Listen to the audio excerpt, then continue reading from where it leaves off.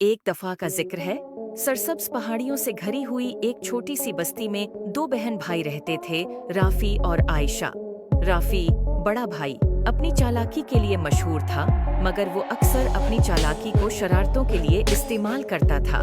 आयशा, इसकी छोटी बहन, नेक दिल थी, मगर राफी के शरारती कामों में वह आसानी से शामिल हो जाती थी। एक दिन दोपहर के वक्त जब वो अपने घर के बाग में खेल रहे थे, इन्हें एक पुराना धूल से भरा हुआ संदूक मिला। संदूक के अंदर उन्हें एक चमकदार लकड़ी की छुड़ी मिली जिस पर पुरस्कार नक्श और नुगार बने हुए थे। तजस्सुस से भरे हुए वो छुड़ी को अपनी दादी जहरा के पास ले गए। दादी जहरा की आंखें छुड़ी को देखकर पहचान से चमक उठी। मेरे प्यारे बच्चों, ये एक जादुई छुड़ी है, उन्होंने वजाहत की। ये ख्वाहिशात पूरी कर सकती है, मगर याद रखो, इसे अक्लमंदी और नेकी के साथ इस्तेमाल करना चाहिए। अगर उसे खुद गर्जी या बेवकूफ़ी से इस्तेमाल किया गया तो ये मुश्किलात पैदा कर सकती है। जो दादी जहरा की वार्निंग को नज़रअंदाज करते हुए राफी ने फौरन एक बड़ी मिठाई के ढेर की ख्वाहिश की। अचानक कमरा मिठाइयों, चॉकलेट्स और केकस से भर गया। आयशा खुशी से चला उठी, मगर जल्द ही उन्हें एहसास हुआ कि मिठाइयाँ इतनी ज्यादा हैं कि वो खा नहीं सकते, और पूरा घर एक चपचपी जिंदगी में बदल गया। जिंदगी की परवाह किए बगैर राफी ने दूसरी ख्वाहिश की। इस बार इसने एक सुनहरी साइकिल की ख्वाहिश की।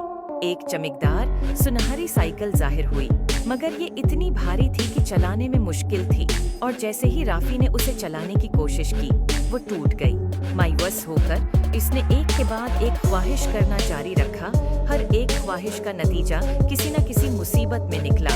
आयशा, जो ये सब देख रही थी, इसे दादी जहरा की बातें याद आईं। इसने नरमी से राफी से छुड़ी ले ली और कहा, चलो इसे अक्लमंदी से इस्तेमाल करने की कोशिश करें। राफी, शायद हमें ऐसी चीज की ख्वाहिश करनी चाहिए जो दूसरों की मदद करे।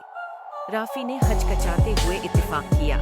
आयशा ने अपनी आंखें बंद की और बस्ती के खुशक कनवे को ताज़ा साफ पानी से भरने की ख्वाहिश की।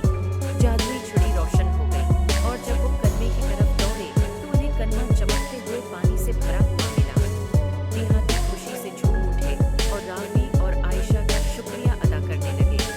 उन्होंने जो खुशी बस्ती को पहुंचाई, उसको देखकर राफी ने जादुई छुड़ी की हकीकी ताकत को समझा।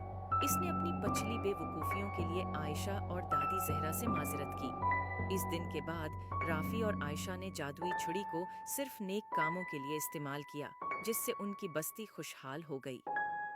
किसी नरमा अखलाक, इस कहानी से सीखने को मिलता है कि ताकत और वसाइल को अक्लमंदी और नेकी के साथ इस्तेमाल करना चाहिए।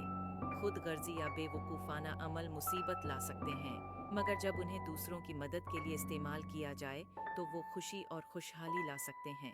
उम्मीद है आपको स्टोरी पसंद आई होगी। Thanks for watching. Please like and subscribe my YouTube channel.